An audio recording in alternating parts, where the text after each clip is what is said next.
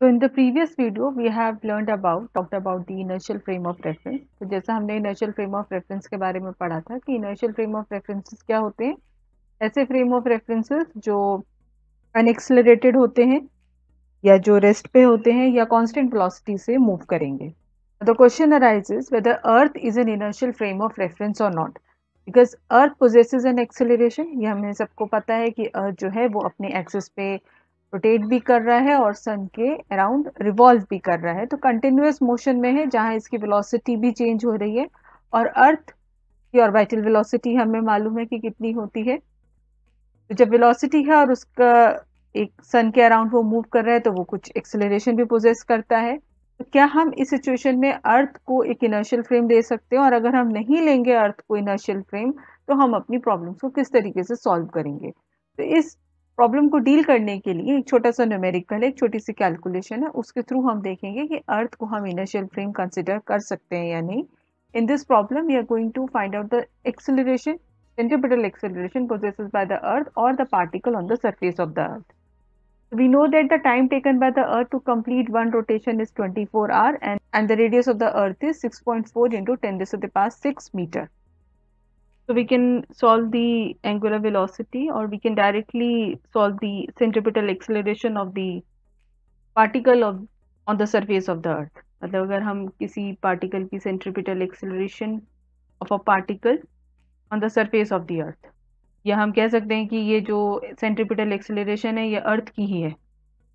ठीक है, तो वो जो सेंट्रीपिटल एक्सेलरेशन है वो किसके बराबर होगी, ओमेगा स्क्वायर आर ई के बराबर होगी. तो when you substitute the value of omega and the radius of earth, omega is angular velocity which is equal to 2 pi upon the time. Time जो है वो हमारा 24 आवर्स में है, तो उसको हम सेकेंड्स में निकाल लेंगे. 24 divided by 2 pi divided by 24, 16 to 60 square multiplied by the radius of earth, which is 6.4 into 10 raised to the power 6. So when you solve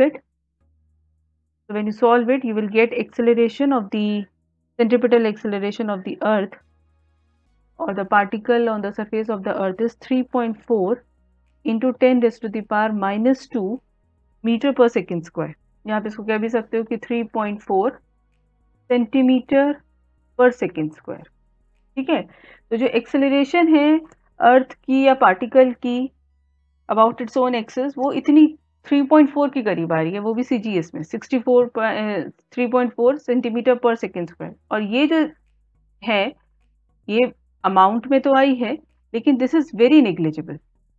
तो this much acceleration is very small. तो इतनी कम acceleration को हम neglect भी कर सकते हैं.